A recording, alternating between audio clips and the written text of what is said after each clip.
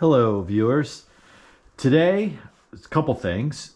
Today I'm using my GoPro on my persons for the first time. So this is more of an experiment for me, as well as, hey, let's see what's going on. But now I guess you can kind of see what I see from my vantage point.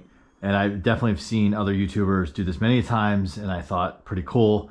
However, I'm sure there might be some editing at some point because I may look at something that shouldn't be on camera. Not anything inappropriate, of course, but whatever, an address, mail, or something like that. Hopefully not. So today's purpose is I am going to wax, and unfortunately I'm not waxing this. I have to get it out of the way.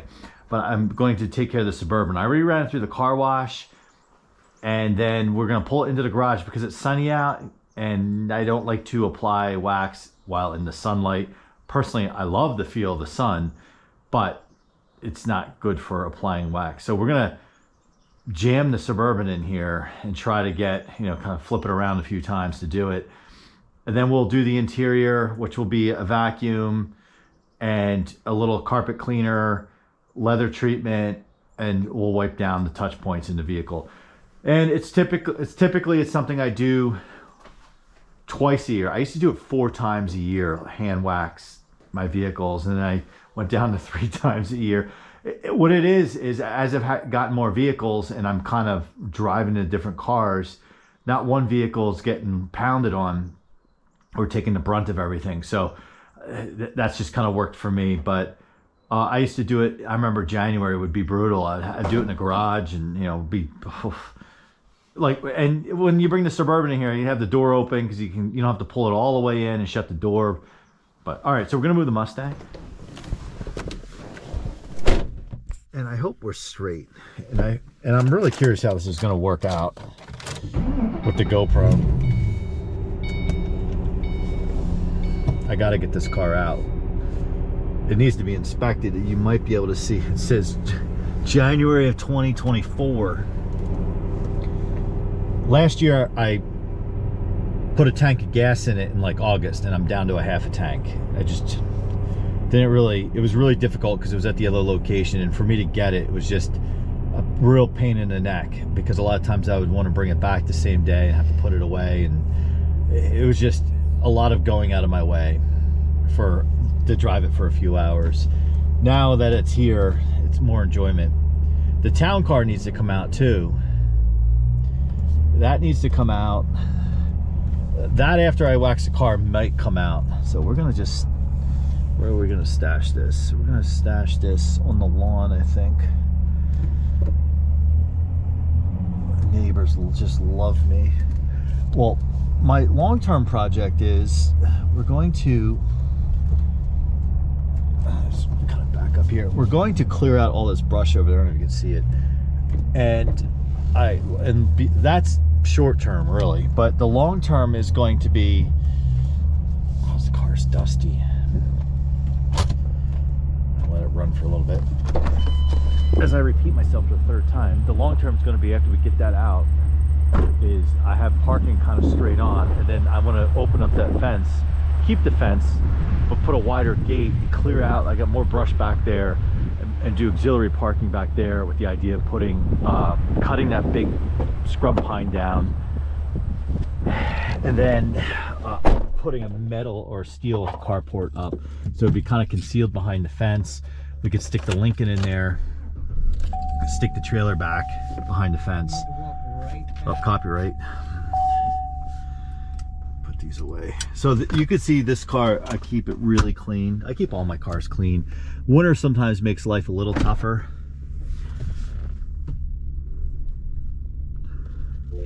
Just have to remember to kill the Mustang. I don't enjoy, I want grass to grow over there, but back there I'm okay. But we just got to make it so we can get the cars over there more easily, and that's coming. All right, let's jam this big boy in. We'll start with the front, and then all the shaded areas we'll do.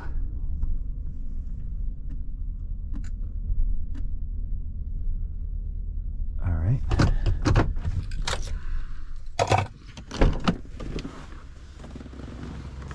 Oh, you know what? We probably can do the whole thing. Could probably do the whole thing in here. Yeah. Yeah, this garage is a little longer. Well, I don't have, you couldn't shut the garage door the way I have it anyway. All right.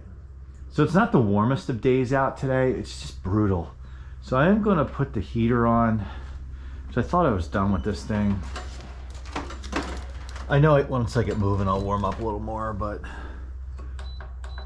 yeah, the door's open, but it is what it is, as they say. All right, for wax, I have to remember we organized this garage in the fall, or some point Eddie and I did. Okay, here we go. So for wax, you guys, many of the fan videos have seen me, just make sure there's no addresses there, just order some lawnmower stuff. I used the turtle wax for the fans, but for the vehicles I used Meguiar's. And this feels like a brand new new one. I might have an open one. I do have an open one. Yeah, let's see. Obviously use the open one. With a lot of my products, I like to keep a reserve. That's really weird that there's a non-matching microfiber towel in there. It must have not come with one, or I don't know. For a lot of my products, cleaning products, whatever products, I usually like to keep one extra on hand. And yeah, this won't be enough to do the whole car. So we'll just give it a good shake. Ironically, the box I keep the turtle wax in is an old one of these, because I keep a chamois and a little buffer pad. You might be able to hear some whining in the background. It's not a human being, it's actually a dog. See? He's in his crate. It's a new addition to the family. Can't really totally be trusted yet inside by himself, but he can see me. Random text message. I have to remember, you can see what I can see, I think. We'll find out when we look at this. Yeah, so he hears me talking to you. His crate is literally on the other side of that door.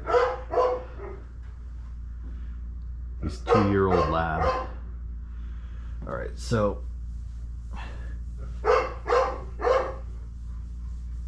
one of the things I also do, and I've done it in other videos, is I also kind of spot hit anything on the frame or underneath with surface shield,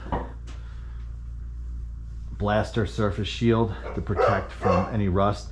Now when I take this to the car wash, I obviously get the undercarriage done.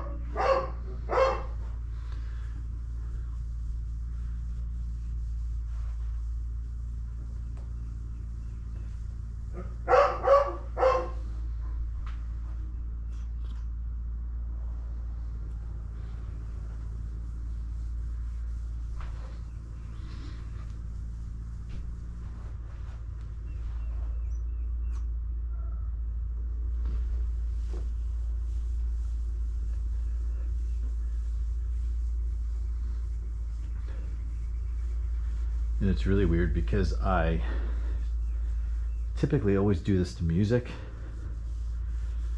but obviously I can't because of copyright problems, issues.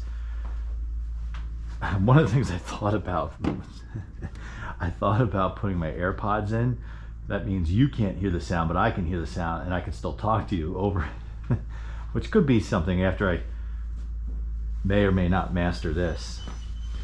So when I do go to the car wash, I always get the works, and this vehicle is not a daily driver. I mean, obviously it's more than capable. It's a 2019 with only 57,000 miles on it. I use the white Jeep as my daily driver just because it's obviously more economical on fuel, and it's just easier to maneuver. And you know, I do like the Jeep. I have sentimental ties to that vehicle because it was my first company vehicle starting in 2017. And then when I left that company over a year ago, I brought it with me because it has so many miles. I got it for next to nothing, and it's more value to me than anyone else because you're not going to get much to trade that thing in for. And that vehicle likely Eddie will get his driver's license a year from this upcoming June, which by the time this airs, it could be June. And that likely will be his first vehicle. And then his sister's 18 months behind him, so then I could come up with something for her. But he's funny because he goes, because that vehicle has 221,000 on it, and he says, I'm gonna drive it for 100,000, then I'm gonna give it to my sister, she can drive it for 100,000. So I said, so in 18 months you're gonna put 100,000 miles on it. It's just I just love it how kids think, you know. They just don't have an idea like how many miles you put on a car in a year. Like, unless you're a livery driver, you're not putting that many miles on. So it's kind of funny. But it's interesting because that car I've taken such good care of and whatnot. If he was kind of a reckless kid, I likely wouldn't have offered it to him, because it would kill me to see something like that just get beat on after all its life it's been taken care of. The argument then is if he's going to beat on something with 1 million miles on it and 10 plus years old.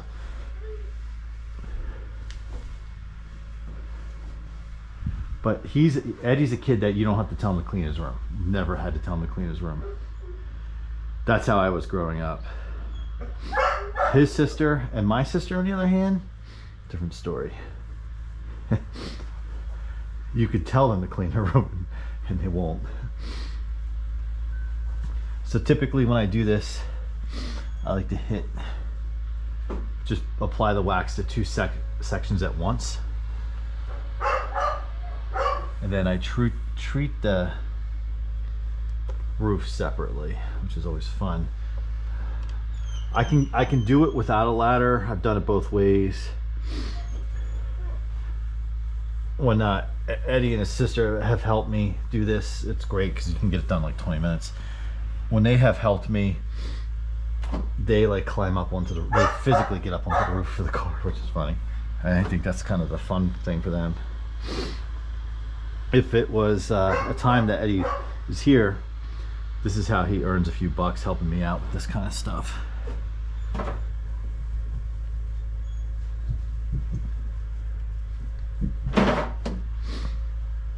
And it's kind of a double-edged sword here. Like, I want to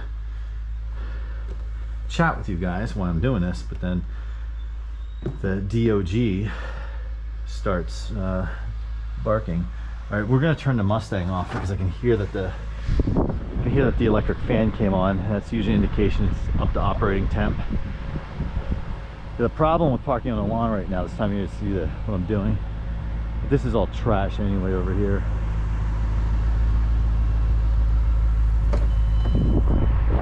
So we'll just go ahead and cancel this out.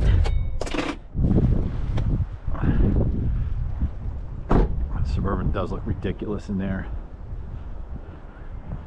But it is a breezy day. Of course, now the sun's going behind a cloud. It is a breezy day, so it just keeps the edge off. It's always windy in New England. So the doggy's mom, she's not here. That's why he's in his crate.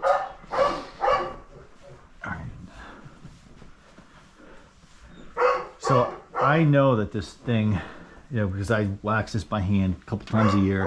When it goes to the car wash, it gets wax applied to it. And then when I hand wash it in the summer, I typically stop at the car wash once the temperature gets above. I'll hand wash it anything above 50 degrees. And when I hand wash, when I do a couple things. When I go to dry it, I first hit it with spray wax, and then I dry it with a chamois. So in a sense, it is getting waxed additionally throughout the year, even though I'm not doing the hand wax. So that's another reason, because I only started doing that past couple years with the spray wax after I'd hand wash it. So I really think the fact that I cut down on doing this to twice a year is actually totally fine. I mean, most people don't even do this at all, let alone even wash their car or care for it. Secondly, the fact that I was doing it like 4 times a year now down to 2 times a year, I think is totally fine. But I mean, that Jeep out there, I mean, this is no spring chicken either. It's 7 years old, as I said, and it's not garaged, unfortunately. Boy, would I wish I could just build a big shop to keep all my vehicles in. Even something with a high pressure hose and a drain inside, so in the wintertime you could just clean it and do all this stuff. Not to work with the car wash. Even a lift. But because I do this stuff, I typically don't have issues with the paint unless it's a factory defect. And I don't have rust issues. Like if my vehicle's going to fail me, it's going to be because of something else. The things I can control with it, I will make sure stay clean and rust free, hopefully. That's why I eyeball underneath the vehicle. Sometimes Eddie will like kind of shimmy under there. Stupid sign. It's going to the dump.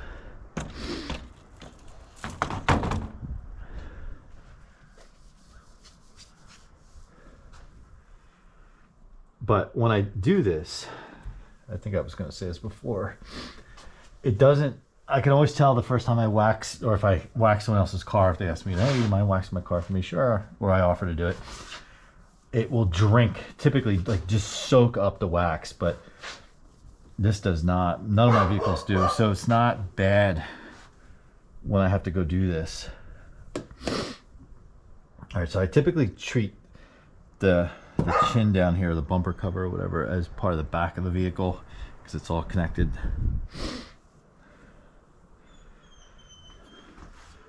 I hope that dog is not annoying you guys. It's annoying me. I never was not that I was not a dog person, but we never really had a dog growing up, nor basically the first, I would say, well, Eddie is 14, the first 14 years of his life. So this guy is 2 years old. He's still learning, and I've never been part of that period. I just always imagined it being brutal, and that's what we're going through now. But I'm like the dad, but I'm like the stepdad of the dog in a way.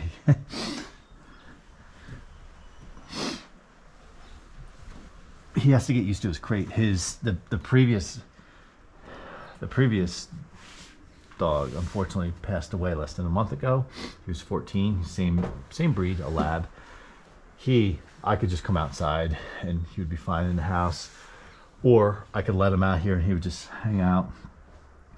This one, he's just too young. He doesn't have any the training yet, right? So that's coming. I mean, he hasn't even been here a week yet. He's the sweetest boy too. I mean, if you lay down, he comes and lays on you. He puts his head on your chest and just falls asleep. I mean, it's precious. And all he's barking about, because he just wants to be with you. He gets really upset when you leave. like I've heard, like I've gotten pictures of after I walked out the front door, he's gone to the window and like just watched, like gone, like looked out the window at me leaving and crying. And I'm not even his primary caretaker. So you can see what happened here. This is residual wax from who knows how long ago.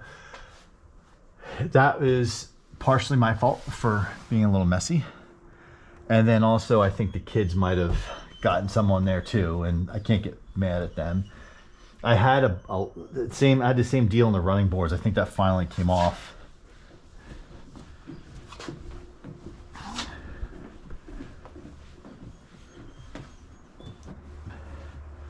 You know, I was torn because for a brief time, I stopped driving that white Jeep when it was a company vehicle. I kind of turned it in where it stayed in the Midwest location, right? And then I got another vehicle. I didn't have this yet, so I got another Jeep. It was gorgeous. It was a Summit. It was that body style. It was blue. It was slate blue. You don't see too many. I saw that color. It was loaded. It was a Summit. But then I realized pretty quickly with all my projects and everything, I was like, man, I'm just like jamming stuff in the back of this vehicle. Okay, interrupt myself. I ideally don't like to apply while the sun's on it, so we're gonna move quickly. We're just gonna do the one section really quick. It's 40 something degrees, so this is not like a baking, like July sun, which I wish.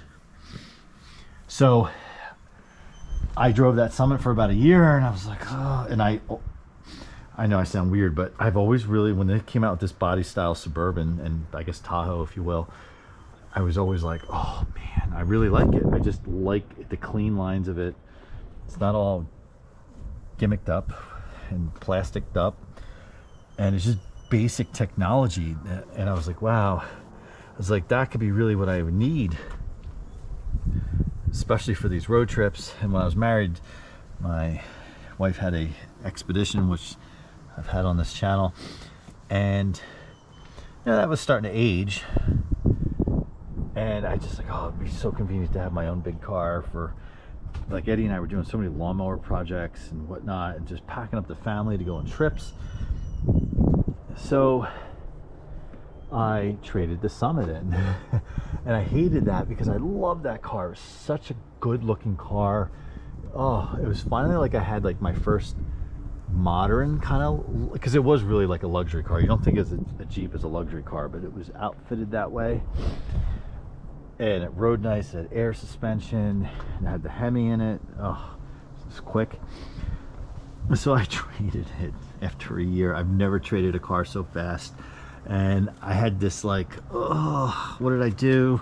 Because I like this car a lot, and I'm not into the newer body style as much, so it's kind of like I didn't want to wait until after I was done with the Jeep to get a Suburban, because I was like, you know, this generation is getting older and older, and when I got this, it had like, I think I had like 20 something thousand miles on it, 24,000 miles on it. So, you know, really, I know I said earlier I like to do this all as one piece back here, but I don't know if that means I have to walk all the way around. I have to get it.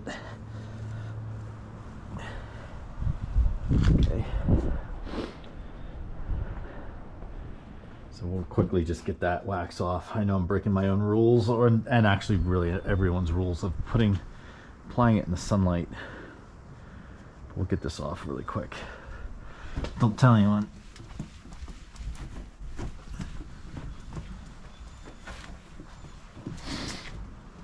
I think the biggest beating this thing took this year, and it's early April as of this recording.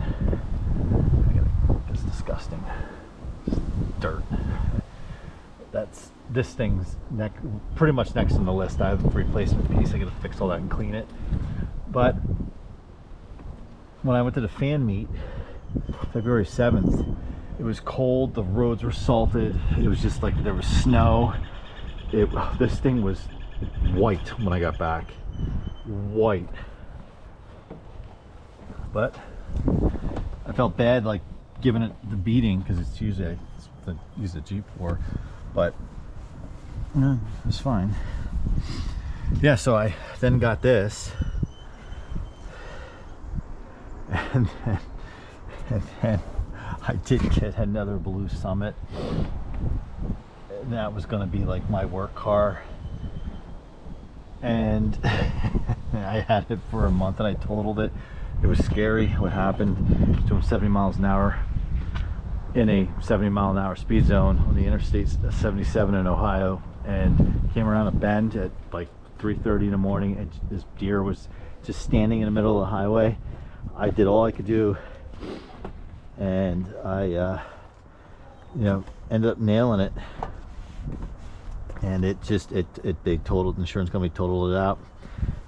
The only thing I kept from it was the floor mat for the rear trunk, and I put it in that white Jeep as a little memento. So I basically I felt like I had the only two Jeep Grand Cherokee like 2020, 2021 models with slate blue, and I had the model with the cool like red stitching on the doors across the dash and around the it was just really nice. And I felt like those are the only two I could ever find, because I was of course eventually looking for another one. Ended up getting a black one and had that for about a year, and I just sold it because I was wrapping up my job, and I had to just consolidate my vehicle situation. It was a lot outrageous what I was doing, but work paid for it, so it was kind of like, and I was the boss too. So that white Jeep was being used as a like an office car / residence car in the Midwest location, and then therefore I had an allowance to go get a car. So that's what I did. All right, so I'm warming up. I knew that would happen once I started warming up. Oh, this stupid office chair.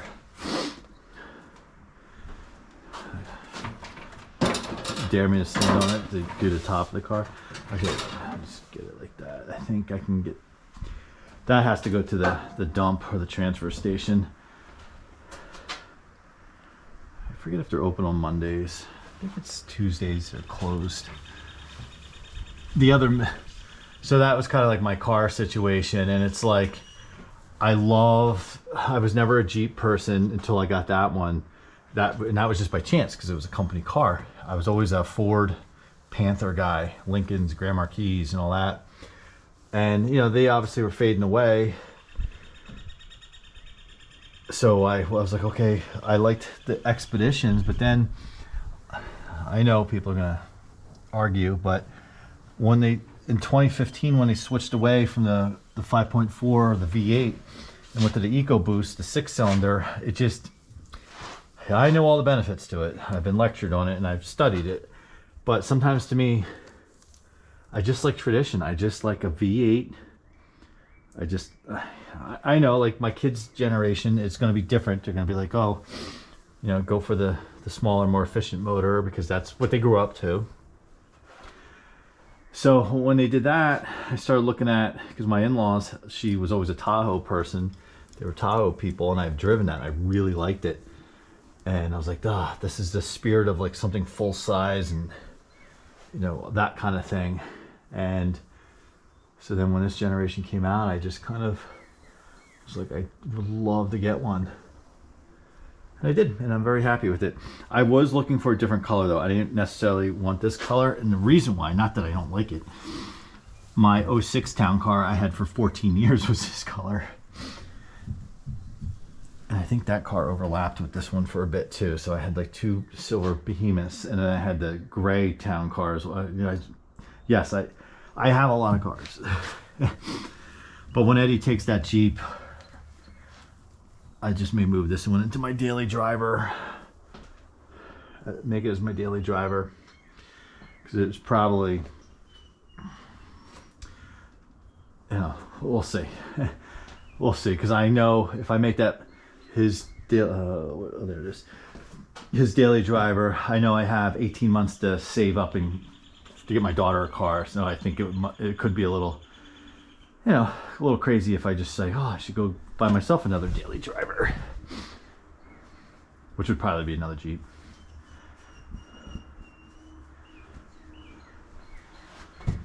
And it all depends on, you know, what I'm doing for work at that period of time.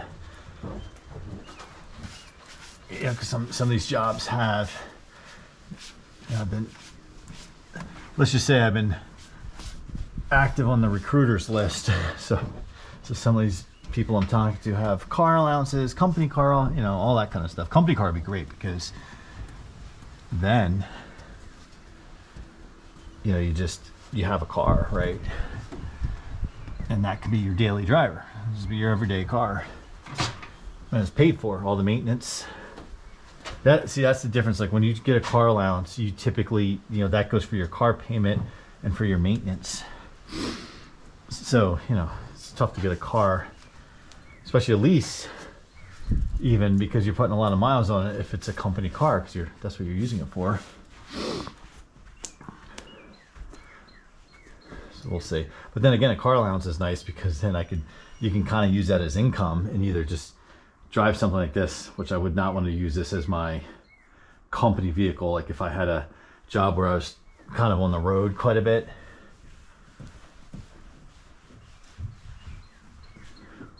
But then, or you can use that as income and I could, you know, use that to just put in the bank. No, I will say this too. You know, people are like, oh, how do you afford all the cars? All these cars are paid off. This was the last one. I paid this one off this year. So I don't have a single car payment. And that's the other part of this too. Like, I want to go that way as long as possible.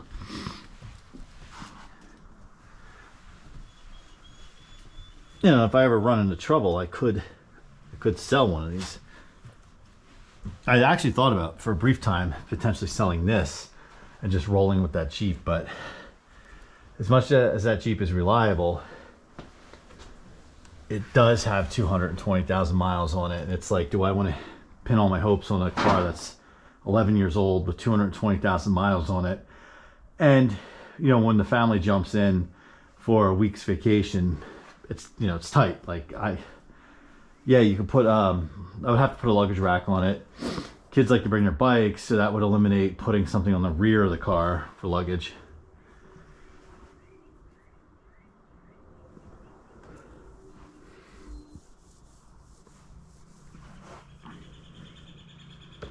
This is actually going pretty fast, having someone to talk to. I just hope the camera adjustment's okay. Like you're not like looking up at the ceiling the whole time. I can look at it's kind of seeing the reflection. We'll see. This will either be a crummy video. I mean, it's not that riveting anyway, but my hopes is those of you guys who are into the channel will throw it on in the background and keep you company. Hey, look, I have friends who have channels that make videos with less riveting stuff than this. At least I'm talking. All right. I'll have to think about how we want to do the roof. We haven't done the front yet.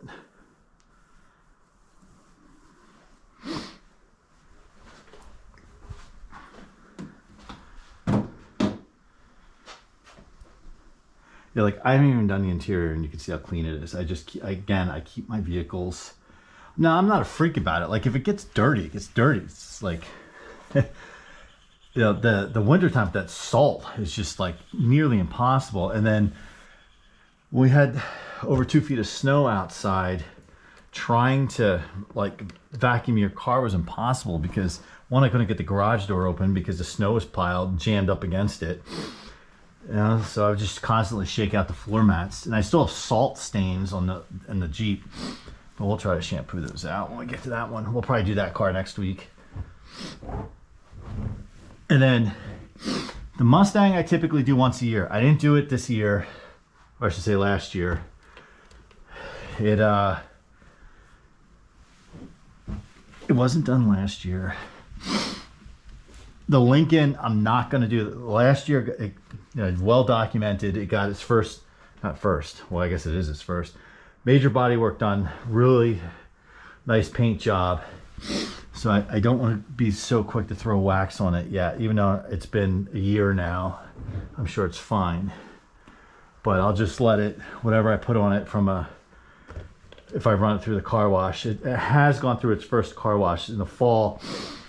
Before I kind of tucked it away for the winter time, I ran it through the car wash. I'm going to run it through the car wash again as we drive it, because just, I know I haven't been driving it on the salty roads, but just like whatever's in the air that gets on the frame underneath, I just want to make sure the frame's nice and clean. And that too, when I changed the oil myself on that one, I hit anything. I hit most of the frame down each side and the rockers with surface shield, even though there was no rust. But that's how I lost my 06. It rusted out despite me taking care of it. But I made a mistake of, I would take it out and what looked to be fairly clean roads, you know, and just the residual salt got up in the carriage and the vehicle would look clean. And but underneath had some salt just sitting on it, and just it would sit for a month or two each winter since I got the Jeep, because that 06 was my, not the one out there, that's the 95, the 06, which I no longer have, was my daily driver until I got that Jeep, and then it became kind of like my, you know, weekend car. And yeah, which is a bummer, but maybe it's just as well, because I couldn't afford right now to have 2 Lincolns, a Mustang, a Jeep, and a Suburban. All right, so we're just going to do the front of this car, and then I got to step away for un momento, and then we will come back and do the roof. And then what I'll do is I'll pull it out. What I do also is I take the pad here and I use it. I don't add any wax to it typically, and I do all the door jams with what's left on the pad, and I feel like that protects anything from getting in there really over time. All right, so we get the bumper.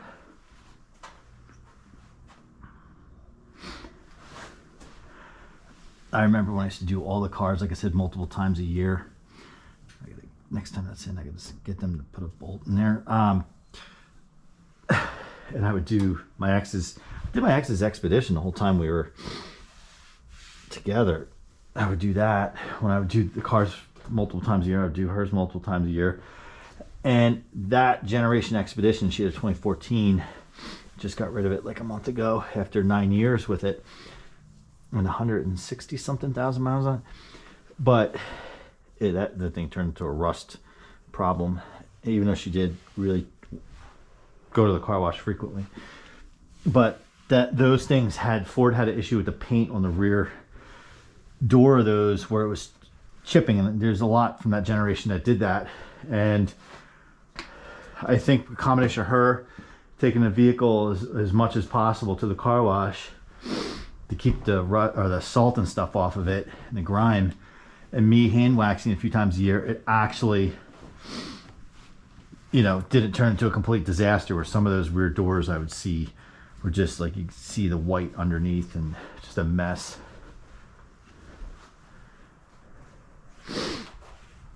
So I don't know a ton about the Chevy 5.3s, but from what I gather, they're more reliable than than Ford's previous 5.4. You know, those things had cam phaser, I want to say issues, but potential challenges. But we never had that with the Expedition that we had. And I remember always being in the Facebook groups and, you know, following everything. But then again, it's usually the people in those groups is because they're the ones who are looking for help, because they're the ones that had something happen. Usually people like myself aren't in there talking about, oh, we still have nothing wrong. Same thing with the Pentastar V6 and that Jeep. I'm in that group, and it's always people talking about the ticking and this and that and the other, but then I'm like, I haven't experienced that. Knock on wood, it could happen tomorrow. So I'm learning about this motor, but this 5.3 was in, you know, my in-law has the same year as this Tahoe.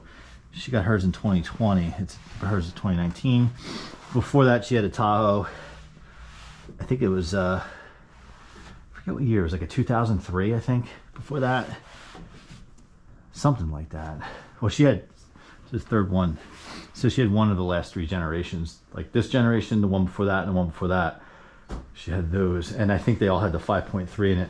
Now, I don't know the differences like I know with the Ford motors. Like with the 5.4s, like they went from the 2 valve to 3 valves, you know, and all that. You know, difference between a 5.4 and Expedition and 5.4 sitting in the Mustang, you know, the Shelby. So I don't know well, my point is I don't know the variants of the 5.3s and what's common on these things and what's not. But her last Tahoe, I think she ran it to 170, but it had, I think, transmission. That's what did it in. Okay, so I'm going to take a little break and we'll be right back. Okay, we're back. So how am I going to do the roof? Because it is sunny outside. Can we do kind of a reach? I think I can do this. Oh, what's this? I don't like that. I think we can do this, but the roof, I think is okay. The only thing I don't like that's going on, we'll get to it in a minute. I noticed when I've been up here before, is the sunroof has some rust around. And so I did something that I guess I get back to a thought that I went away from was, I guess I'm gonna drink. I talked about silver with this car before. I was looking for satin steel metallic, which is this really nice like grayish color. It's really sharp. And there's a couple of criterias I had. I wanted a satin steel metallic, and I have no idea how you guys are seeing this, but this is how you learn, right? It's like the first time I did a YouTube video, I just turned that camera on, started rambling about a toaster oven, and here we are later, over 1,000 videos later. Thank you very much. But I don't know what that is. Is that sap? Hand sanitizer gets sap off really easily. Let's come back to that later. So satin steel metallic. I wanted black interior. I wanted bench seats. I do not like the captain seats. And people are like, why? You know, you got that pass through to go through the back. And I'm like, well, look, it's not often that I would need that. Like, I keep the third row. It's rare that I fold up the third row on this. I might do it when we go to detail the interior just to see if there's any dust or anything that's fallen back there that I can vacuum up. And, you know, for me, it's like really like a family of 4. So it's like 2 people sit in the middle row, have plenty of space in a vehicle this wide, and everything's fine. And I just don't like those captain's chairs. I feel like it's a waste of space. All right, now I'm on the running board. Sorry, the dog was quiet until I went in there, and I opened that door. He barked his head off. So, captain's chairs are very trendy, in vogue right now. When I was looking at a Jeep at one point, when I thought about ordering a newer one before I got this, we did Grand Cherokee L because it's a little longer. The guy was like, oh, we don't have any on the lot. He's like, you should get, we don't have any on the lot that has the bench seat in the middle, like you have to special order that. He's like, it's very popular, you know, for the bucket seats. I'm like, yeah, it's just a trend, you know. It's like they sell it on the pass-through to get to the third row, so to make it seem like the third row has more room than it actually does. So I found a few of these that I liked with the satin steel, and it had the buckets, or captain's chairs, whatever you want to call them.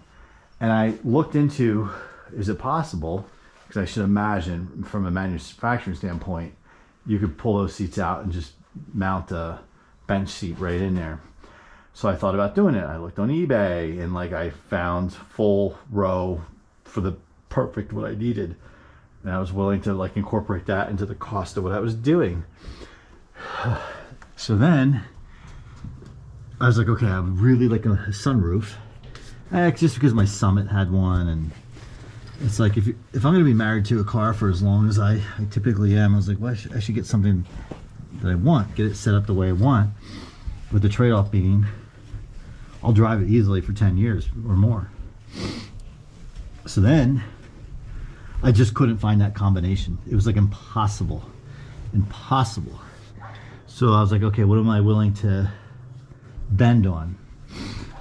Maybe the color, maybe the sunroof. Because then I thought, I have heard of people getting sunroofs put in after market, and I've heard mixed things about that. So a place that I know and really trust that has done work to this vehicle in terms of like aftermarket stuff, I'll get to that in a minute. You know, they do like stereos and custom stuff. Awesome reputation. They have commercial accounts as well. And so I reached out to them and they're like, yeah, you know, we can do it. We can put a moonroof in. So I was like, all right. And I looked at the price of that. I'm like, well, that I can do, and these people will stand behind it. So this one popped up, and I was like, okay, well, it's silver, doesn't have a moonroof, doesn't have fog lights. I was like, those are easy to add, the fog lights, because they have the inserts for them in the front. You can see where they would just mount into the front fascia. And so I thought, okay. So I went and pulled the trigger on this because it was a really good price, low miles. It had the bench seat. I had the sunroof put in, fog lights put on. And this sunroof, I would give it like a C plus maybe. It did a few times when it was new, just ever so slightly leak. You know, because they cut a hole in your roof. And what I also don't like is I'm getting this premature rust here. So that's something I'm keeping an eye on. And when I'm driving with it open, obviously the glass goes back internally inside the roof behind the headliner. It's like the glass flutters or something, like, because I can hear it like rattling. And sometimes if I just like close the sunroof just a little, or just play around with the positioning, I can get it to stop. But that's like a quality thing, right? And the place that I got that's done, they actually, I knew this going into it, they send it out to a reputable place like that. That's what they do. So it's kind of the story there. But I am happy with this vehicle. The only two things, for those GM guys who probably already know this, that I ran across on this thing is at 56,000 I had to replace the wheel bearings.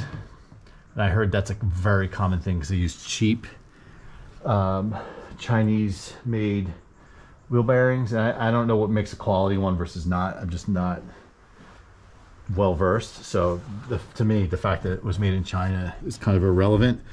But they just said like, oh, it's made in, someone said it's made in China. So that, which like the, oh man, sorry, is the pad with me? Yeah. I feel like there's less room on this side. That's weird. Why do I feel more cramped? Are you dizzy yet? So that, yeah, because the Jeep has the original wheel bearings. This does not, obviously, now.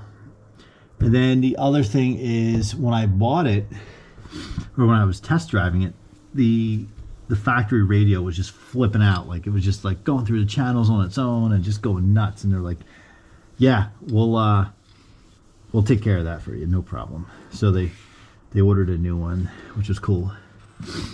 And they delivered this car to my house, and I'm like, I think almost 2 hours away. They drove it here. They drove it to my house and took my trade-in away, which was a blue Summit.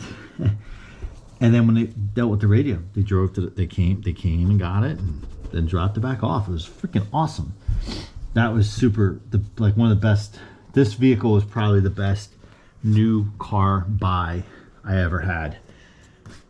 it just like they treated me so well.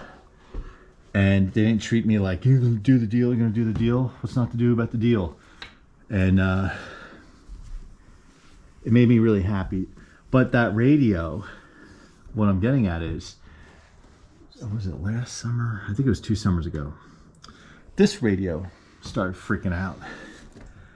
And it would just randomly, you couldn't stop it. It would just start going to other modes and like trying to go to other settings. So Eddie, when we're driving, because these have a compartment behind them, you can open and close it. And when you open it, it kills the radio, like it just like blanks it. It's just like off or whatever. So he would do that when it would flip out. I thought it was genius. And I tried everything, how to reset the radio and this and that. I took it in. Well, then it started kind of just doing it intermittently. It wouldn't do it all the time. And it just kind of like stopped. So then when it was in the shop, I talked about it. And they're like, it seems fine. And they were right, because it was fine.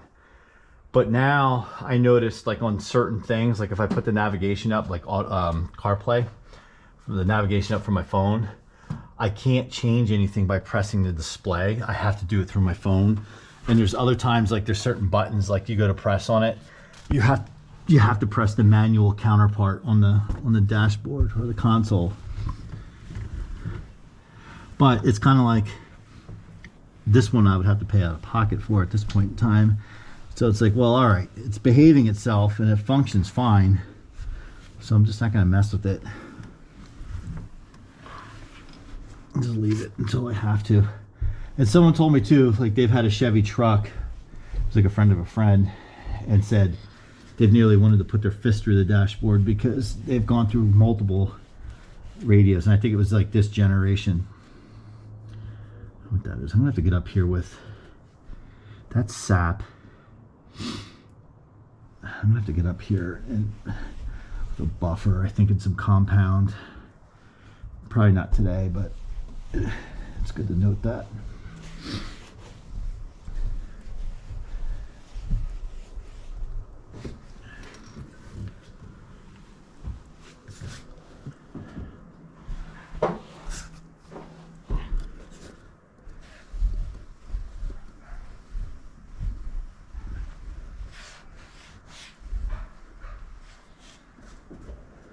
The good thing is the dog does settle down, and he probably can, I'm sure he can still hear me. Maybe that's why he's settled, because he's like, okay, he's not far. He's right there.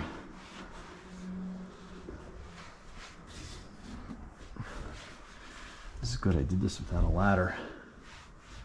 I have to go back there and rebuff. So the rest of the time we'll be out here working on this. You know, I definitely keep the buffer towel here, the cloth, out, because you know, you just look at the car at different angles and you're like, oh, I missed a spot.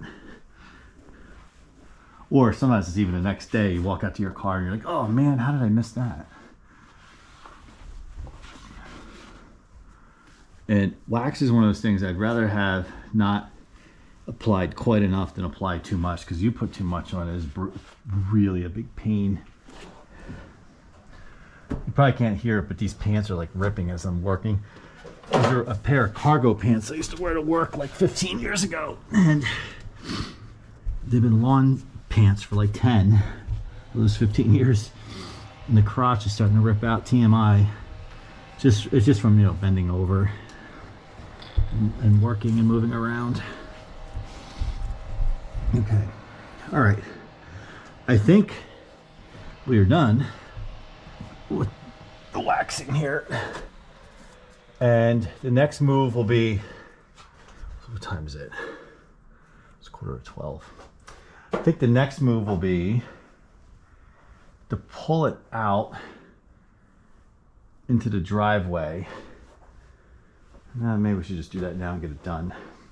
Pull it out into the driveway and just do the door jams, because then what's going to happen next is we're going to go after the interior. I do get a little sloppy here. So let's pull this out. Yeah, if this was like a really hot day and that sun was like really strong, I would probably leave it in the garage But all right, let's get this guy out. I'm glad I didn't have to flip the car around. The other house I would have had to. And last summer I did stick this in the garage a few times. I think when the Lincoln was like in the shop and the Mustang was at the other location, and I was probably driving a Jeep. Yeah, that clock is fast.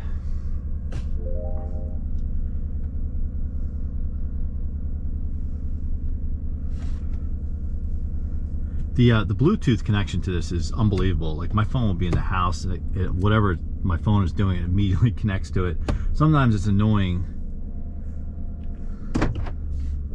but the Jeep is like, even when it was new, it was kind of a pain in the butt.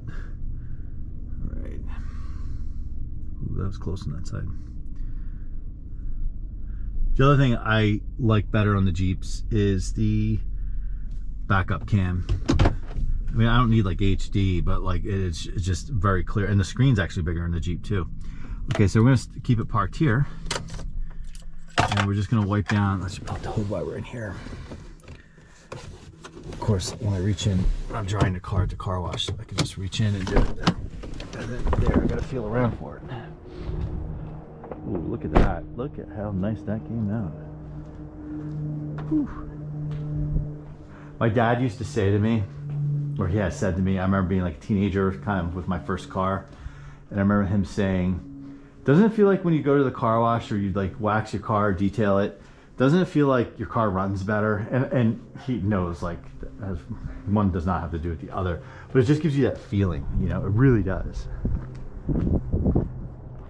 All right, so this is all I do. Yeah, see, we'll hose those out later. All I do is just take what's left on this and just and then see, that's all plastic. Yeah, see, the sun's kind of in and out a little bit. And just down here and down there. Just walk around. Yeah, but back here you can tell like no one's ever in this vehicle. I do, if it's like a day like today, like I had to run an errand this morning, which was about 15 miles away. So I took this. So what I do is, otherwise what can happen is weeks can go by and I don't drive a vehicle. So while this vehicle, yeah, I'll drive in crummy weather if I need to, or whatever's going on. But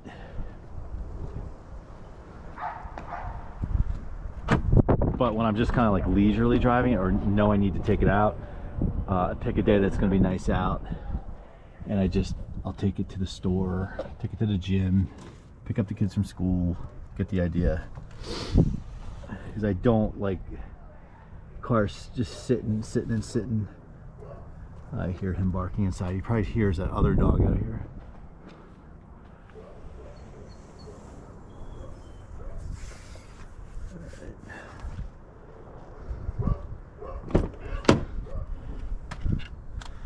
And my daughter tends to sit on this side. You can see some of the little gravel in here. And my daughter is like, she's just messy to begin with. Beautiful kid, just like messy. And even like bottles are in. Like, I don't know. Sometimes I'll vacuum the car and she gets in the car and then I happen to be back there getting something and I'll be like, what? I just picked you up from school. How did that? How did you like wreck the back seat? That's not wrecking the back seat, by the way, but. All right.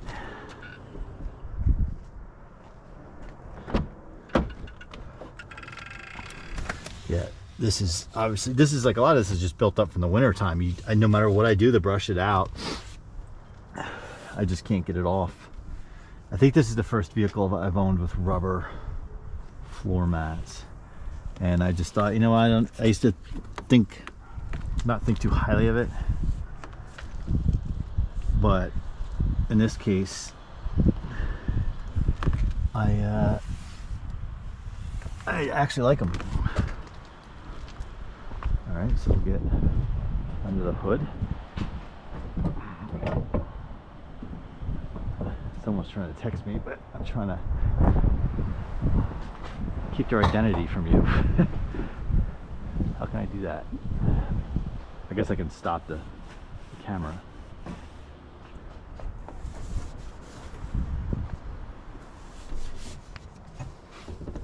My luck, I would stop the camera and it's just stupid spam because I get weird. I've had my phone number since 2001. So that's a New Jersey number, so I get a lot of New Jersey like spam texts. Look at that metal. You just go over that. That's I think this thing is set up to have 2 batteries, and I think that's a second battery tray. I don't know. So we'll spray this down too. I use interior detailer on this. Usually this is the worst it looks after the winter, and then within a couple months of the nicer weather and wiping it down. Every time I dry the car off at the car wash or hand wash it, I also wipe down the interior, under the engine compartment. So now we're just going to do this. We just basically repeat what we just did. Yeah, it's windy out today, but now that I'm moving, I am not cold at all. I'm just wearing a t-shirt under my sweatshirt. I thought about putting long sleeves on underneath, which I do when it's colder out, but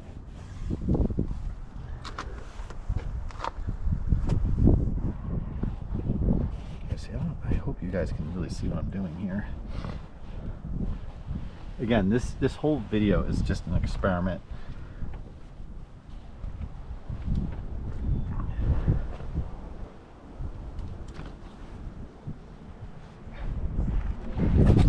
Yeah, I think you can also tell a lot with a vehicle if you look at their door jambs. Like if it's just like, oh yeah, the car looks clean, they keep it clean. But then if you open a door and it's just like black.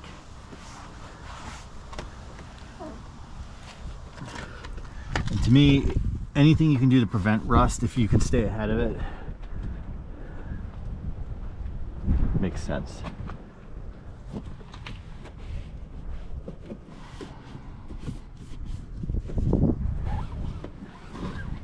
But I try not to overdo it and get wax on these plastics.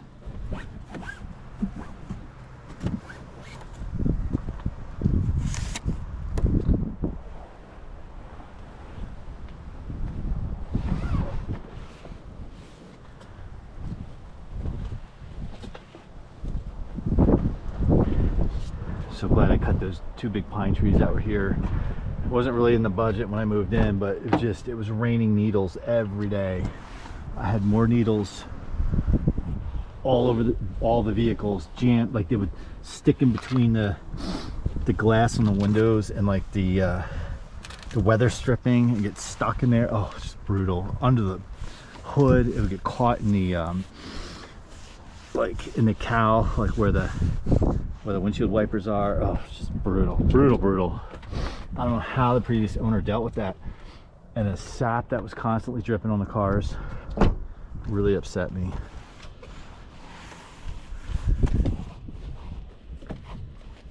See, normally if it was like a shady day, ideally that's when you really do this, but I need to keep the program moving here. I would just like leave all this open. The other thing I hate doing is the interior when the sun's bright, because like I like to treat all this, and I just don't like when the sun's beating on it. So we'll close this up. We'll leave the back open now.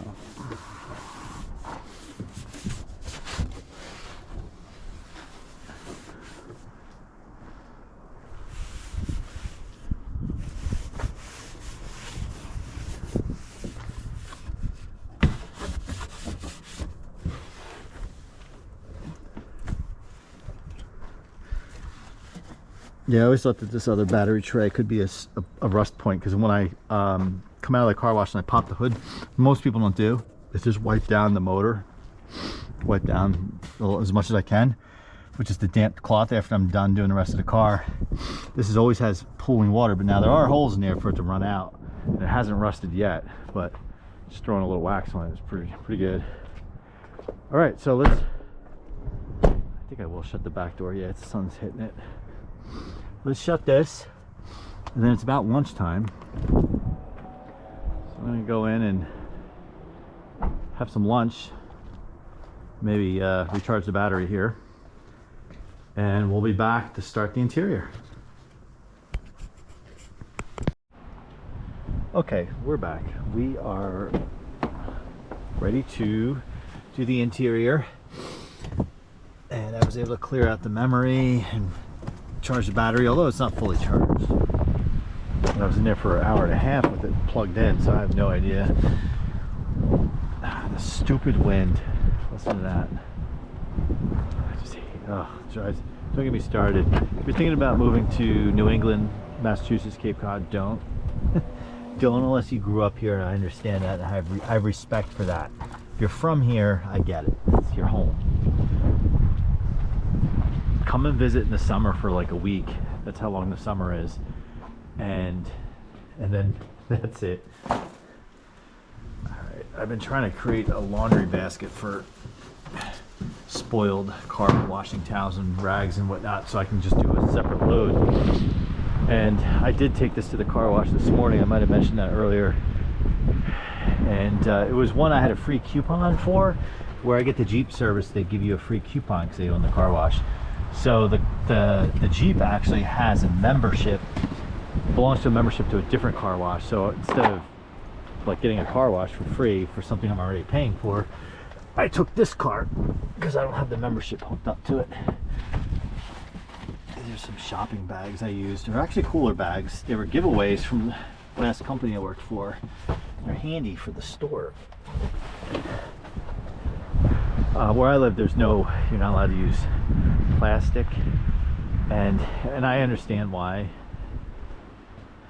But I tell you, plastic bags come in handy for a lot. So when I worked at the Midwest location, I would save them from the Kroger, and I had like drawers stuffed them. Then when I moved out, I actually kept them all because whatever, they're great for when you travel. You throw your shoes in them, use them as laundry bags, or just like sending the kids home with something, throw them in the bag. Yeah, here you get paper. They were charging for them. Now they don't charge for them anymore, and that's why I was bringing my own bags in. But since they don't charge for them, I stopped. Because 9 times out of 10, I forget,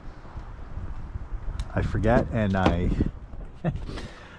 would have to buy a bag. Oh, it'd be so annoying. Okay, so what we're doing here is I'm going to hose these off, and I'm going to use simple green on them. And they're not going to come up perfect. Usually it takes me a couple go arounds, meaning I don't wait till I detail my car to hose the mats down. I do it a few times throughout the warmer seasons, and they come up pretty good. Let's see. Here it is. I have a brush. This will be the first time I used a hose this year. Water's on. I'm not worried about it turning it back off or anything, because it's if it goes down to freezing at night, it's not enough to freeze the pipe. That's what I typically like to do. Again, this is simple green. Just let it sit. That's gum. It's been there for a long time. I haven't been able to get that out.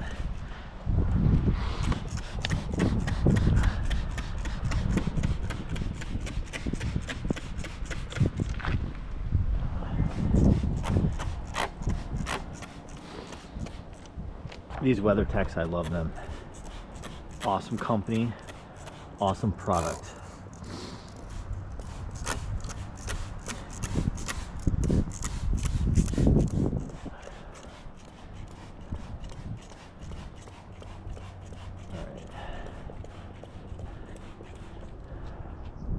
So then, I'm gonna actually shut those so that leather doesn't get hot, because I want to wipe it down. The rug in here still looks pretty good. Did vacuum it last time we were out here, which was Friday. Was it Friday? Can't even remember. He's barking. Okay, the hose.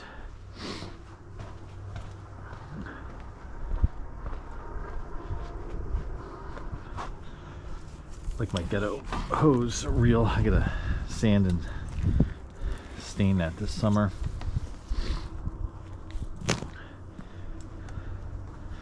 Alright, this thing leaks like a sieve and I gotta redo it, but this side here needs plumber's tape, I think. Oh, this apparently is leaking too now. Oh man. I gotta get a new one of these. Never a dull moment, as they say. It's literally shooting out the side of it.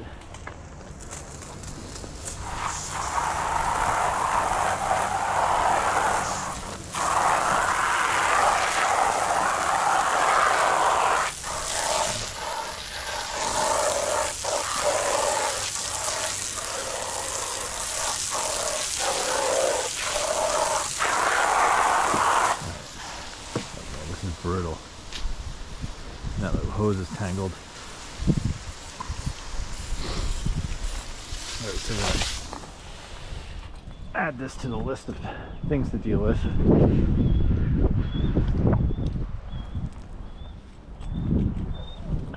I have to go to this weekend probably with Eddie to Tractor Supply. Thinking about picking up a power washer because I gotta power wash this house.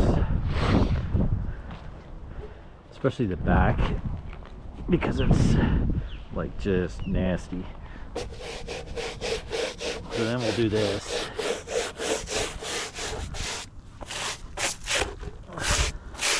Again, I don't expect this to come up perfect. It usually takes a few go arounds. So for the next month or so, as it's warmer out and I'm washing the car by hand, I just throw these out and I hit them with the hose. But this will at least get the initial nastiness, winter stuff off. And I also wanted to do this kind of first because it gives us a chance to dry.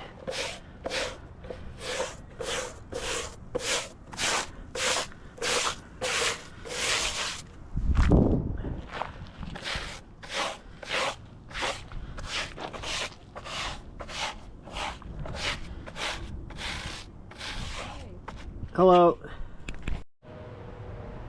Well, the neighbor came over and I'm not ready to show everyone the GoPro on my head. So some of the stuff kind of dried, so we're gonna hit it with the hose again, this disaster hose, or as a good friend would say, freak show hose.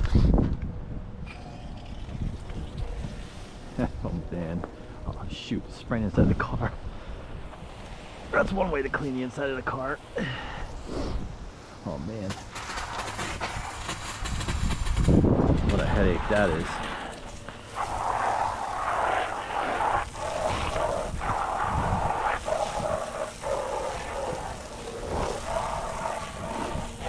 But of course a gust of wind came and turned this one upside down. I don't know how.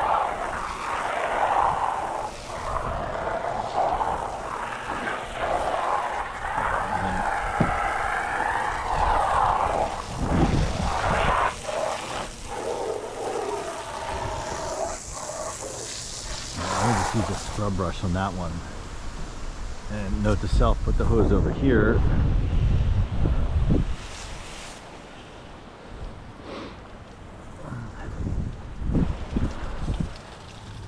Yeah, we got a big mess over here as well.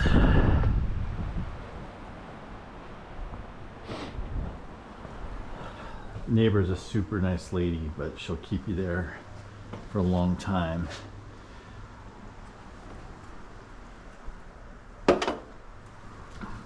She's also very nosy. She's asking me about all my cars and how many do I have and etc. She's super nice though. I mean, I can trust her. I think it's great to have good neighbors. You know, we'll text each other. Like I've had packages arrive. I've been out of town and she's helped me out.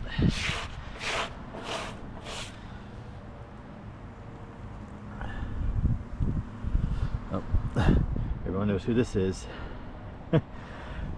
School must be getting out because he texts me every day. I've said this before on camera. He texts me every day, every school day, when he's on the school bus with cars and fans from eBay. And God bless him, because I know he should probably be talking to kids his own age, but it's just cool. It just makes me happy that he thinks of me first. But yeah, so see how this is not perfect. There's some stuff on here, but I'm not fully worried about that, because over time, as I scrub throughout the, as I said before, as I continue to scrub it, it eventually comes out. All right, so now we will turn the hose on again. Man, she kind of ruined my momentum. Just seeing Eddie's text, I know it's after 2 o'clock. Yeah, I can feel my wrist vibrating because he keeps texting.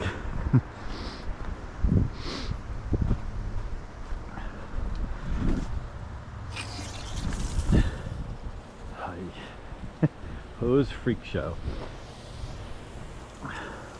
I think I bought this. I might have bought, well, not the hose, this last year.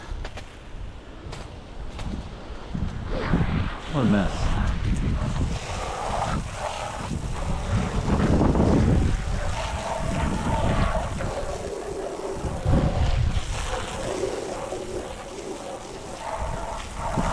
Yeah, it's like 48 degrees outside. I'm playing with water, but my time is limited, and I have like outdoor checklist things to do this time of year, and this is one of them. We'll get back to the lawnmower probably tomorrow, maybe tomorrow afternoon, but definitely Wednesday. Tomorrow's supposed to rain.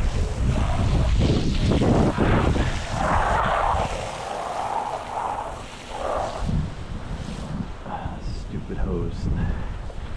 I think Jordan just said in a video, ironically while I was eating lunch, I was watching one of his, making a nice mess. I was watching one of his video of the days, and he's basically doing the same thing, except he's cleaning his deck, and he says people put videos out there like I forget what he said. People put videos out there like they don't lift a finger, and like everything's just kind of hunky-dory. I forget his exact words. And he's right.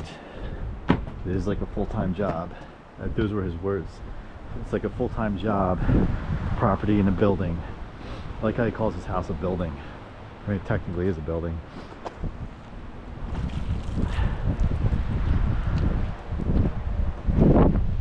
Yeah, the point of this is this will dry out. Stupid hose.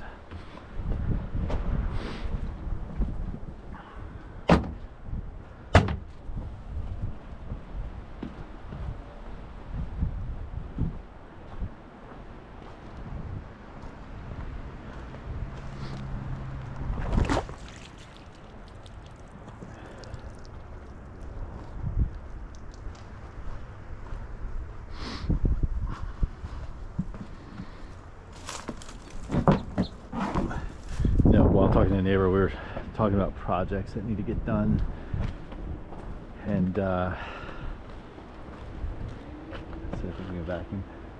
were talking about projects that need to get done in like both our houses, and it just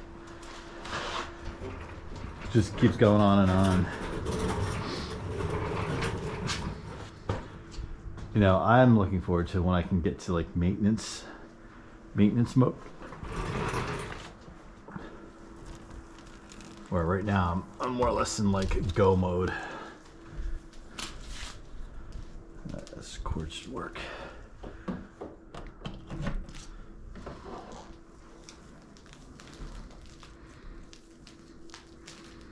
These extension cords were like basically trash can extension cords that were all busted up. And Eddie and I resurrected them and made multiple sets of cords out of them. Still leave a little bit to be desired, but for every time I use them, that's one less time I use one of my better cords or have to buy a cord. I don't think I'll ever need to buy an extension cord anymore because I have like miles of them.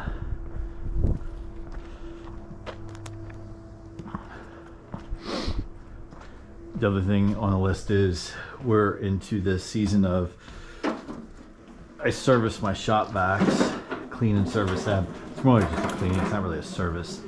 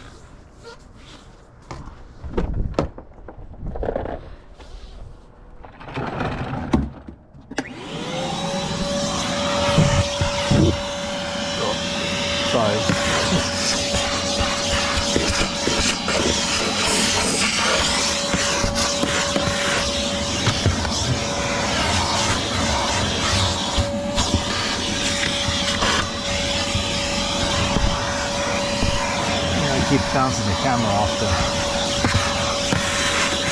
interior.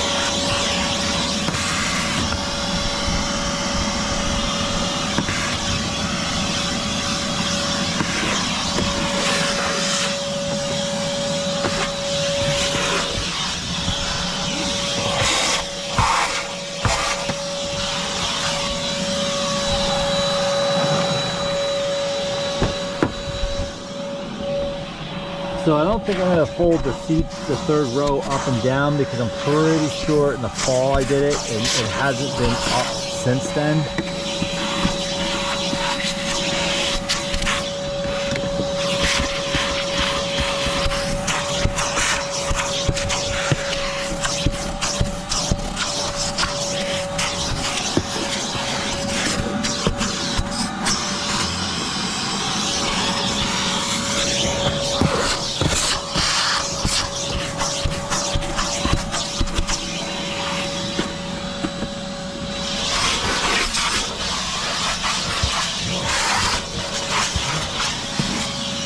Do this.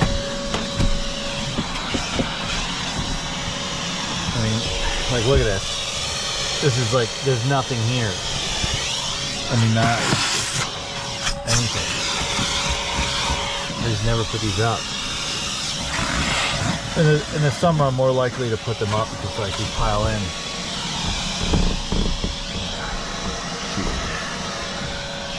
Now, look what I did. I gotta put that around. Ah, shoot, how's this go?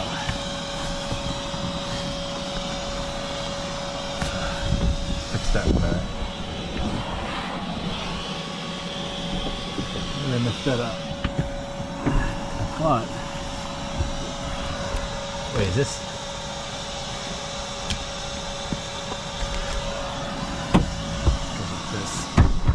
There you go. Now the vacuum's stuck in there.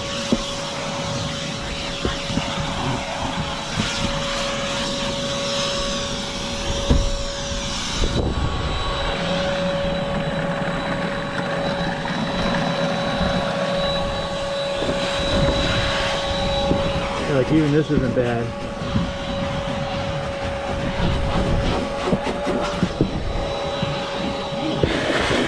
Got it.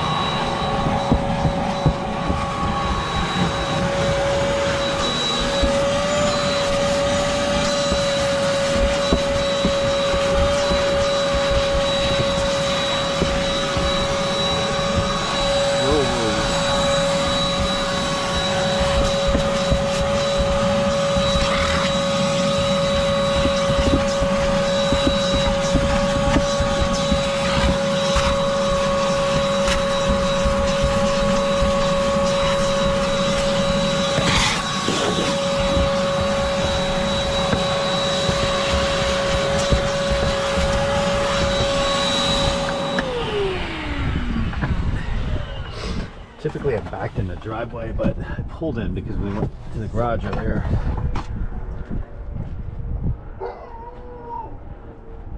Oh, the dog.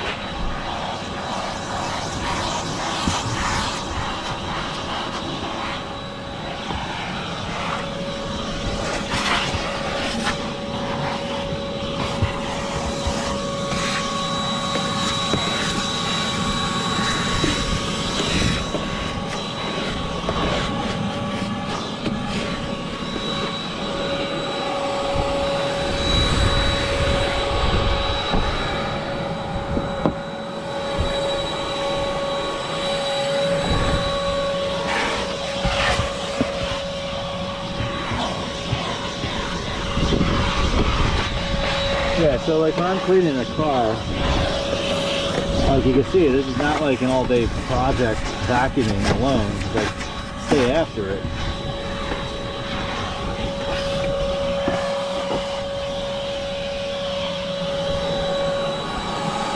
Alright, that's gonna do it for the vacuum. Get it all put away.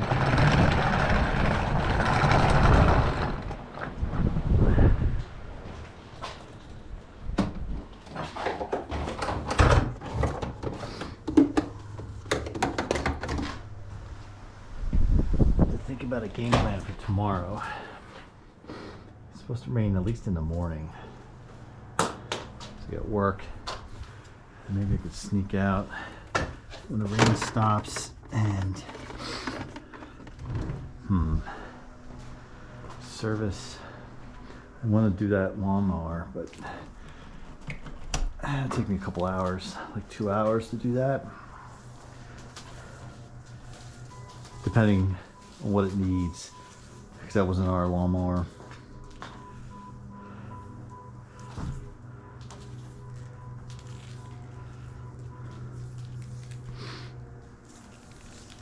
This cord was a mess when we got it. It's getting better.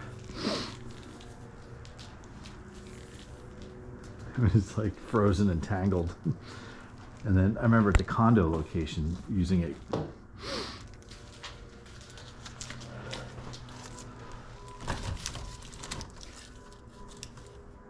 Believe it or not, that's actually an improvement. All right, so next we want to shampoo.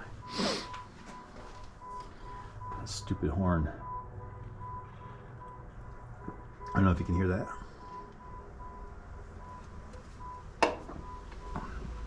All right, I should have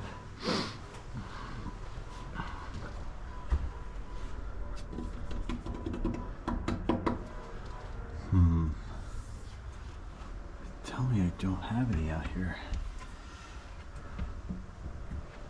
I thought I had carpet cleaner. Shoot. Alright, I'm gonna have to check inside.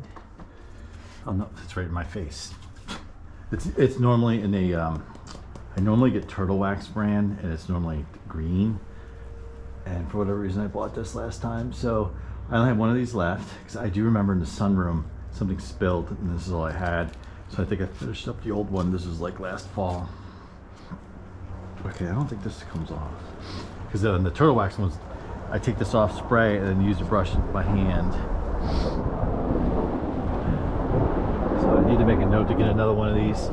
All right, so we just log this on. Sorry, keep hitting you. I'm probably moving the camera around so much you can't see.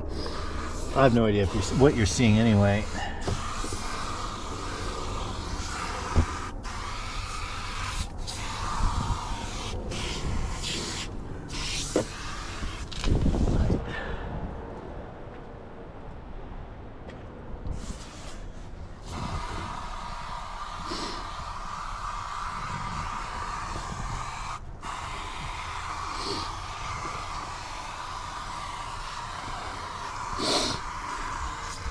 So again, I do this twice a year. I shampoo these carpets. My rationale is to do it in the spring after you come out of the winter, and you get beat on with the salt and the gravel and all that stuff, the sand, and just from being kind of cooped up. And then I do it again in the fall. It's almost like getting ready for the winter. We'll come back and do that part last.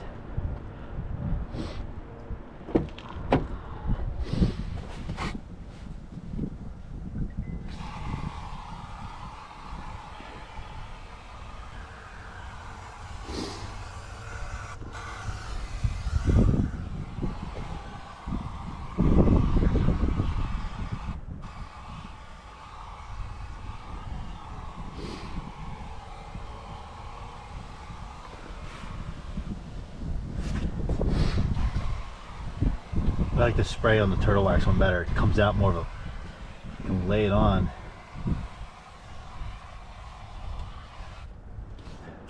Look at the back seat.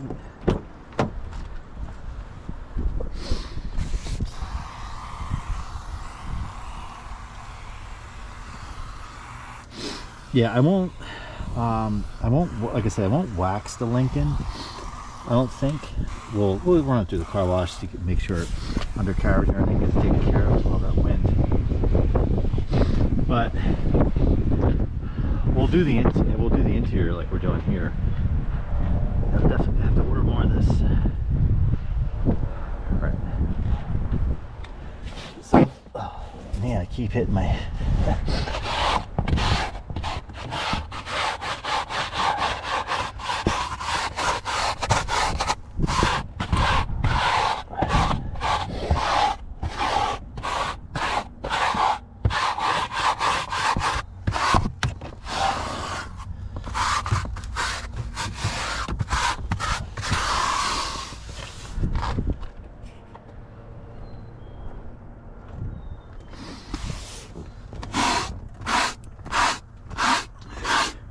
You know, it's cool sometimes, like when Eddie helps me, as I said before, when we wax, it takes like 20 minutes to wax the car. It's like record speed. But if we do the whole thing together, maybe we do the whole car like so fast, because you got basically one person doing one thing where someone's doing something else. I usually give him a couple bucks. Yeah, this past fall and winter, he quote unquote went into debt. He would, you know, have me buy him a fan usually, and say, "Hey, could you get that?" And I'll just add it to my debt. He would call it my debt.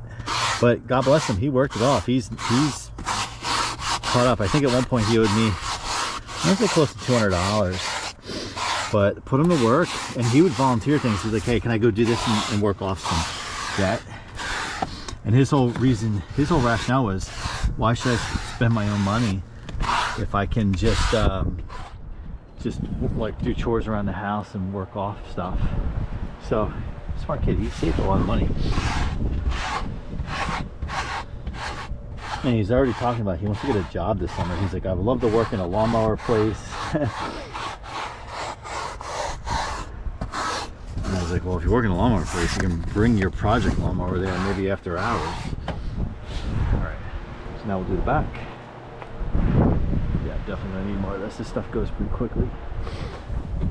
All right, so what we basically do is we spray and brush and work our way out. You know, I just thought of, this is all gonna be wet when I come back in here. When I wipe down the plastic and come back here, it's gonna be wet. It's okay. I kind of wanted to get this going quickly, because again, you know, the carpet's a little wet, and with the car opened up, it gives it a good chance to dry out. I guess in a way, with the doors and stuff open, the stupid wind might help you. I hate in the fall when it's windy, you got leaves blowing down, leaves blowing in the car when you're trying to do stuff.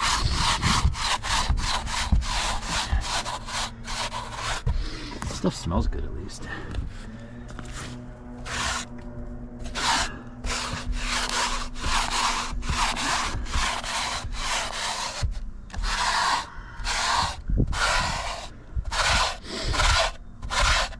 And I know just keeping up with your car from a, you know, keeping it clean and stuff is only like one part of the game. But if you keep up with the maintenance on the vehicle and you keep it clean, I mean, there's no reason that you can't run your car for a long time, regardless of basically what it is.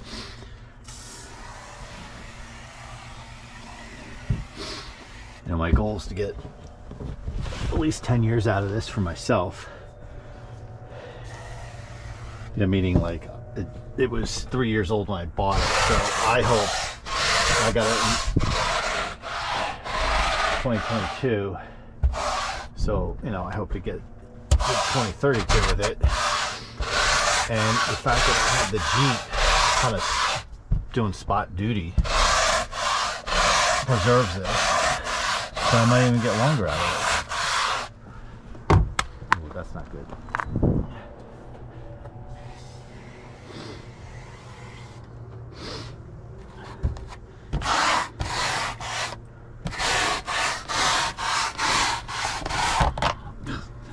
Finally came off.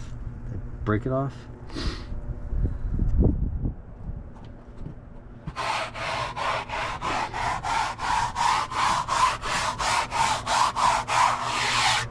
So if we had regular floor mats, like the cloth floor mats, then that's what we would do next. Oh, this does come off. Meaning it's supposed to come off. It just twists off somehow.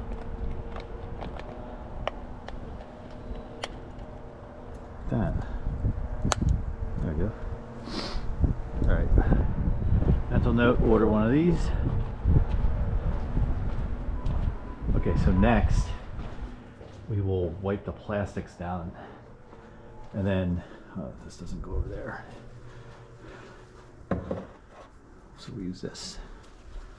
So I keep a gallon jug of this, and I just refill these things. A little less expensive that way. I used to in the past just keep 2 of these on hand, but it's just easier to keep a jug, big jug on hand. Again, I don't like to do this in the sunlight, but working with the hand that's kind of dealt with.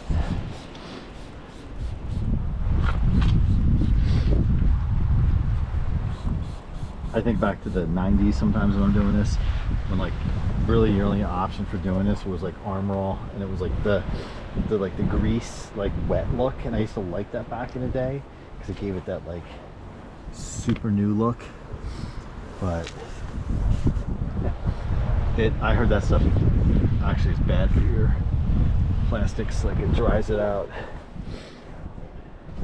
I mean, I was putting in a little old plastic anyway, so I had no idea if it actually that was true.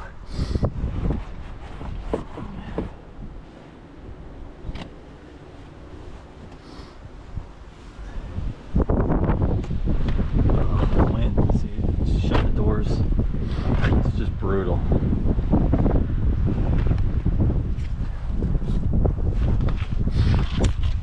Sorry, it's like hitting the microphone.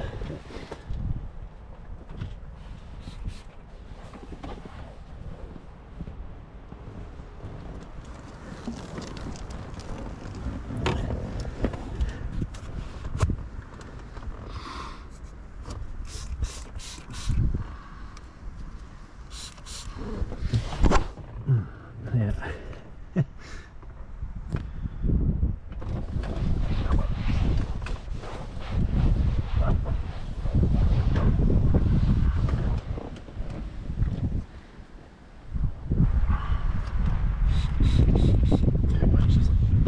Through the car. So I regularly ditch this hotel key. This hotel key actually goes to the hotel I had, the room I had when I went to the fan meet halfway to Blow Me Away 2026 on February 7th. For whatever reason, that room key just stayed there. And that, as you can tell by the interior of the car, I usually don't keep a lot of crap floating around in the car.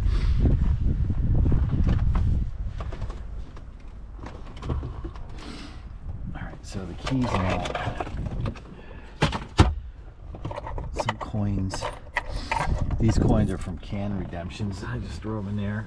I keep a jar for my cash and coins from my can redemptions because I use that as my fan money. Like when we go to fan meets and stuff, or if there's something on Marketplace that pops up. If I have some cashola in the jar for the Marketplace stuff, then I allow myself to do it. Fan meet's kind of a different story because that's a special occasion. Put that is in there.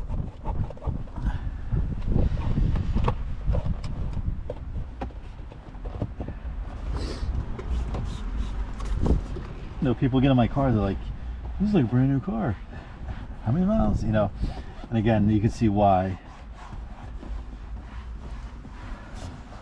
But I do, in the summertime, I usually try to wipe it down, like just do like this stuff, the plastics once a week, and the vacuum once a week, and car wash as needed, usually once a week. In the wintertime, so on the, for example, the Jeep, that has the car wash membership. You can go through like every day, and it's a fixed cost for the month. I will go through multiple times a week with the sand and the salt and just to keep the stuff off. Even if I know it's going to be crummy weather the next day, I run through just to knock the stuff off. I mean, you're paying for it anyway. With this car, I probably run it through in the wintertime. Of course, if I have it out and it gets like nailed, I take it through the car wash. But probably on average, like twice a month.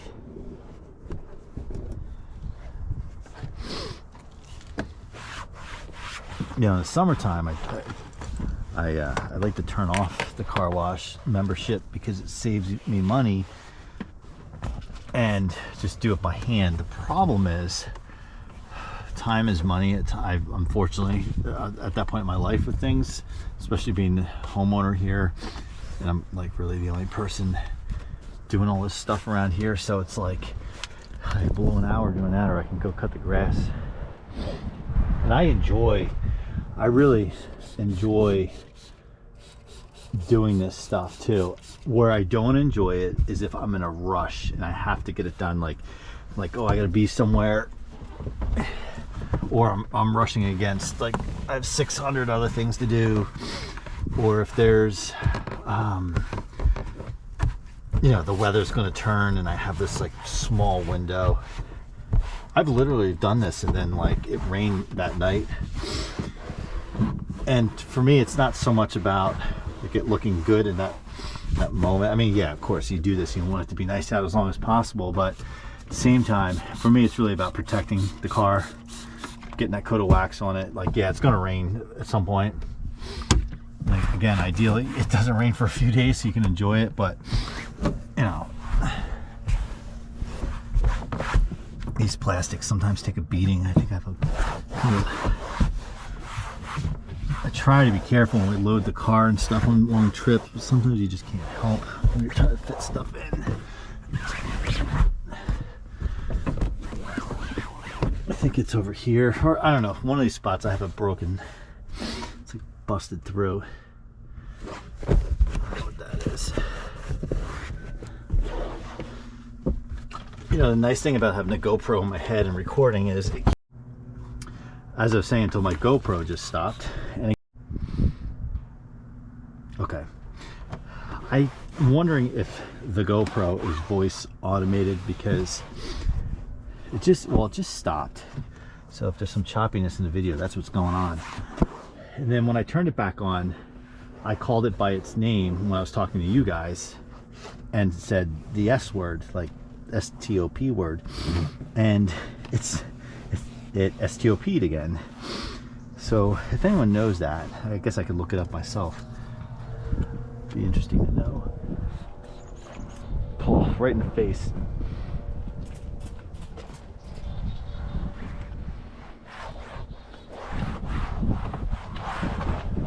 I find though, if you don't move, or if there's nothing going on in the frame, even if there's audio, it will stop.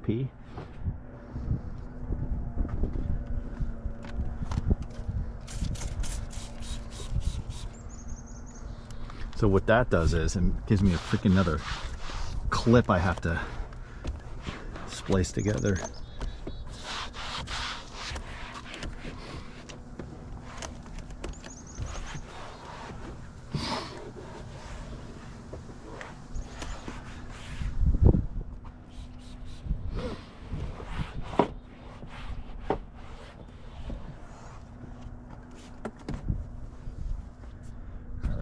Got that over there, the console. Should really be shutting those doors after I get done, because I don't like, again, the sun beating on it. When I do park this thing, especially here, see, the sun hits the front of this house, my old house, the sun hit the back, so the sun just annihilates everything here. And I do put one of those window shades on to protect the interior. When it's sitting, you probably saw it when I was clearing out the car.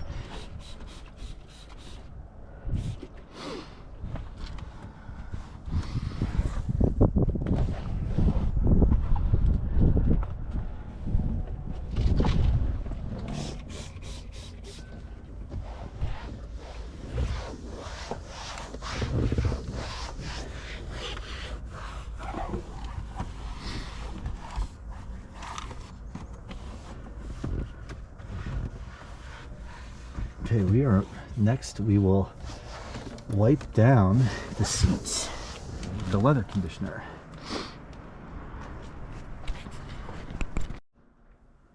Okay, so for this, I use Armor All leather care gel. This is getting to be, you can kind of see how much I have left. And again, it's a case where I keep a full one. So we'll use this. I don't know if this will be enough, but we'll keep this one on hand.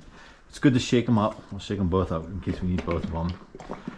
See, I always like to go through this process, and then I'll be like, okay, carpet cleaner, maybe some leather care we'll need to order. So then when I go into, like when I go to work on the Jeep, which will be probably next week, we'll do the same thing. It'll be easier because the Jeep is smaller. And then we will do the town car on the inside, of course. And the Mustang, I don't do that until after pollen season. And then in stupid Cape Cod, pollen doesn't end until like the first week of June. Like it doesn't start until like mid-May. It's just, don't get me started. I was just having a conversation about the stupid weather here and how people, like locals here, it hits 50 degrees and they're like, it's summertime. That is not summertime. All right, we'll use one of these. See, I've mentioned in other videos, I have these little white towels. Well, it's irrelevant in this video. They're good shop towels, but I've been meaning to put some in the fan area downstairs instead of using 1,000 paper towels. Save some money and the environment. Okay, so what I do here, kind of not against the instructions, but what I do is I just go nuts. And this really protects the seats. I had a 95 town car, not this one here. My first town car, I got it in 2001 and I had it until 2009. And I didn't really do anything to the leather because I didn't know what to do. And this section right here, this bolster, cracked and the seats started ripping. So I had to put seat covers on it towards the end. And I then, with my next Lincoln, really researched it because I wanted to be really proactive. And that car I had that car was 17 years old when I got rid of it, and the seats were like beautiful. And it was because I would do this several times throughout the year. And it's okay to go really heavy. And it's really the driver's side that gets most of the wear.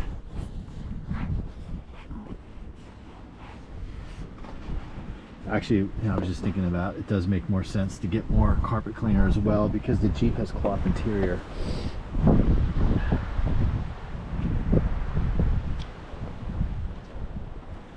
Yeah, the cloth interior. So the Jeep, I never hand detailed it until last fall at all, because it was a company car, and you know, whatever. I just always thought at some point inevitably I'd be turning it in. You know, I didn't technically own it until I did buy it from the company at the end of my run there. So then once I bought it, then I was like, okay, well, I guess I'll give it the old Ed treatment. But I still really took care of it, and that's why I ended up buying it, because it was in really good shape. Okay, so what I like to do typically is just do the front seats like this, so I can sit in the back seat to do that. We're not going to do the third row, as I talked about before. I'm pretty sure I did it in the fall. I kind of take my shots with the third row, meaning like if I know we've been using it, if we've been using it, and also if there's good weather outside. I don't think today is such a great weather day.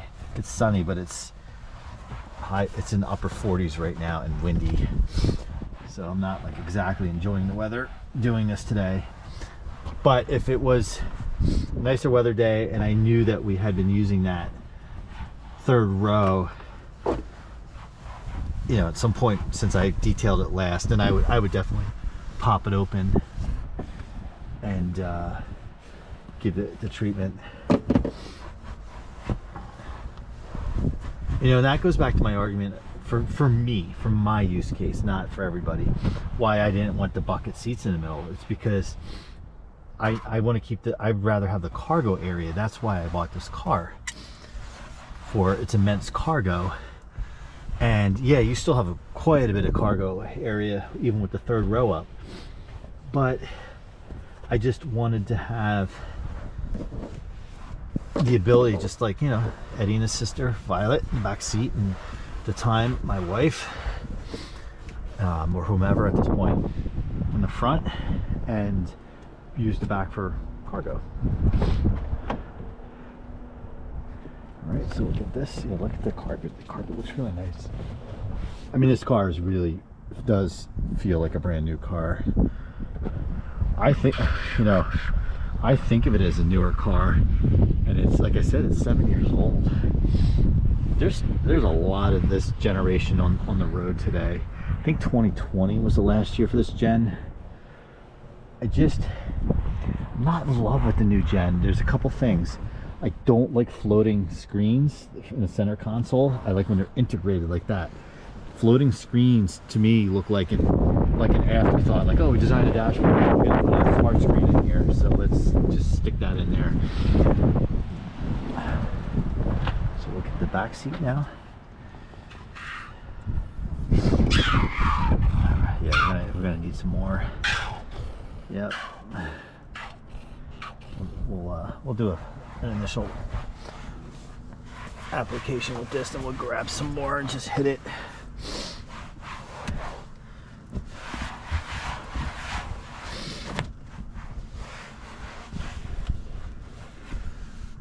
Yeah, I used to think of this as like a new car, right? Because it was 3 years old when I got it, and in my mind it's still 3 years old.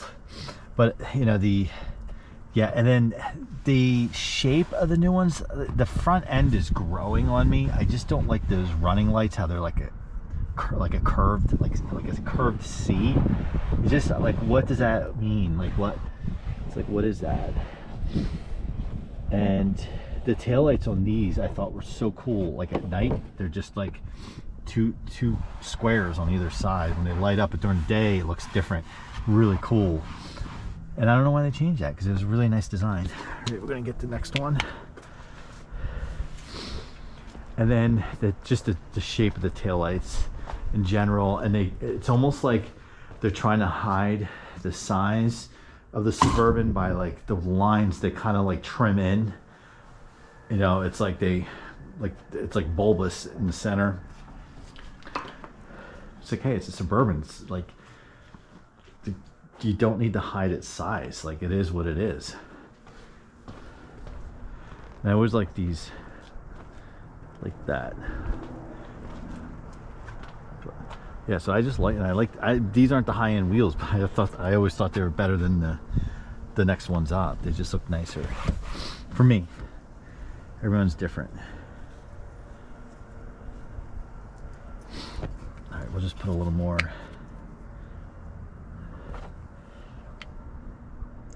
Whoops, so much for a little more. Whoops. Oh yeah.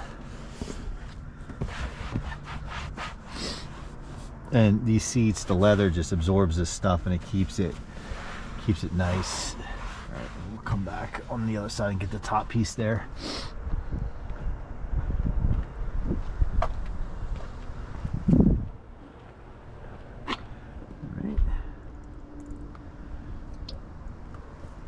I also hate windy days because things are like, you know, you hear doors slamming and banging and just, whoops, my head.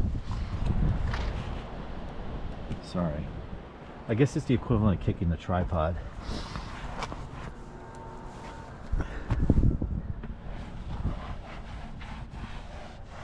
My head's the tripod.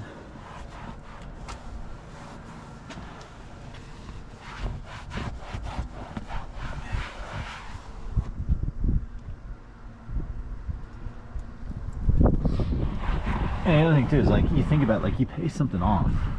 It's like, hey, I don't have to buy something again. Like, I'm gonna make this thing work for me as long as I can.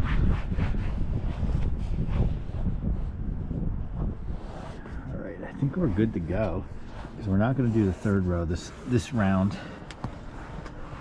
Probably sometime like July time frame. I'll probably hit this again. The seats, like the seats, I still do multiple times, more than just the 2 times a year, just because, you know, the sun and summertime a little more rough on it because the heat and the sun. Shoot, I hit my head. All right, and we're just about done. I'll put it back together, so we'll put that in the dirty laundry pile, and then stick this back in the cabinet. Yeah, you can kind of see what else I have here. I'll put the Meguiars back. I don't have to do that on camera.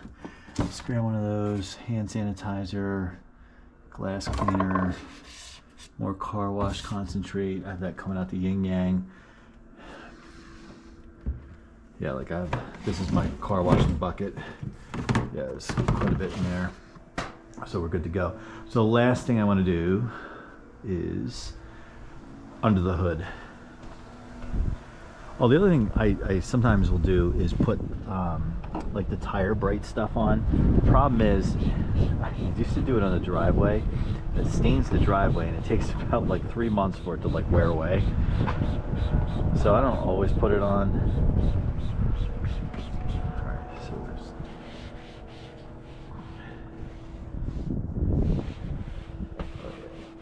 get all that. I'm putting this on heavier than normal because I haven't put any on since the fall, and this gets, obviously salt gets in there and it gets pounded on. I have thought about doing a full engine bay detail. I'm just nervous. Like, I kind of want to do it with the town car actually, but the town car is not bad, but I want it to look, you know, because it's kind of like a show car at this point, and I kind of want it to, under the hood, it looks pretty good, but it doesn't look quite as detailed as the rest of the car does. So when I bring it places, it's kind of neat to be able to pop the hood and show off the good old little 2-valve 4.6 281. Sorry, get all that dust off back there. I should have probably did this part first. I'm out of practice. Sorry.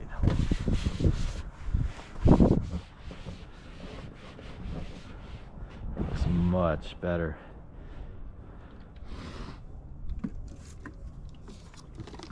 This is kind of like a poor man's detailing.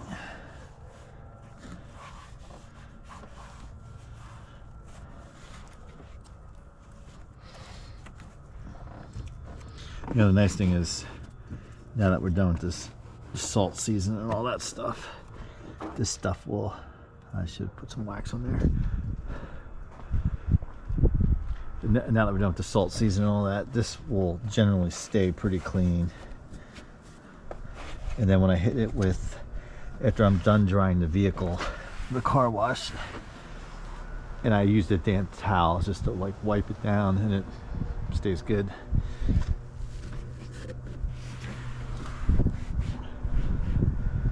All right, I think that's gonna do it.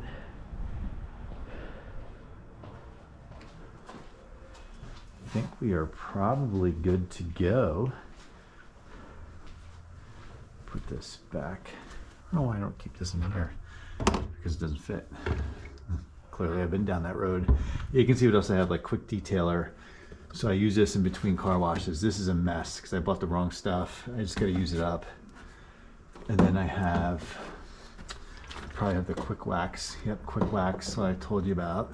And there's that bug and tar remover. I've had that forever. That really doesn't, by the way, work on sat. All right, so let's put the mats in and button it up, and then we'll call it.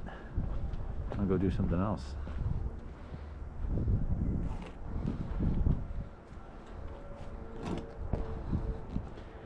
Right, this is clearly, I think these go on the other side.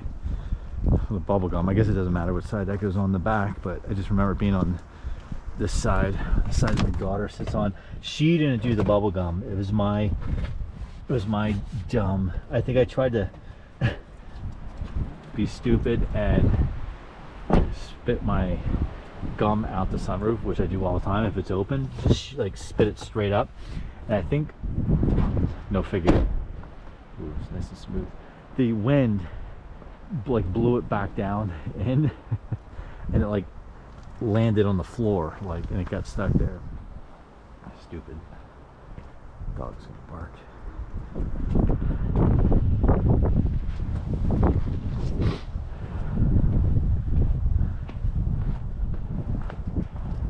Ooh, these came out really nice. They came out nicer than I thought they were.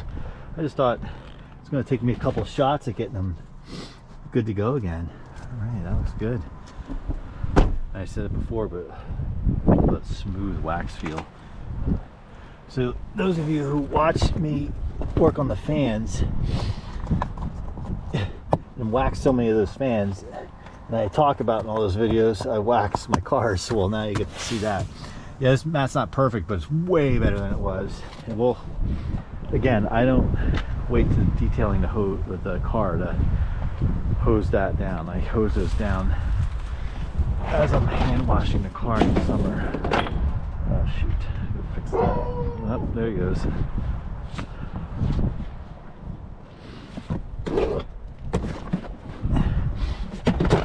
And this is probably never going to be perfect again, but because the whole idea is it protects the vehicle and it does its job. But you know, you want to get that loose dirt off, and that's pretty good. I don't know what I just knocked over and broke. Oh, this dumb solar light. It's been broken. There's water in it. Let's leave it there. This, go back in here. This is actually going in the trash. All right, we can put the desk chair away. That hopefully this week gets taken to the dump. This, put in the car. I think I'm gonna put it, set it up. So we'll make that accessible.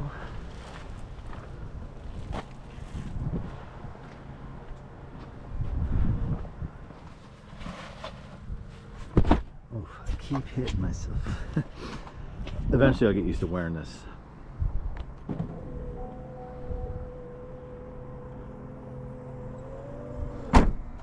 This is from extra drippage from the car wash. Yeah, so that's what I look like with this silly thing on.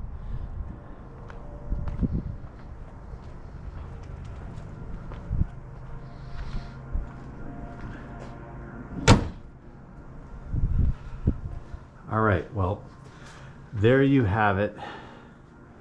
I'm just gonna get to move it. You don't need to be with me for that because you were with me when I moved it in and out of the garage.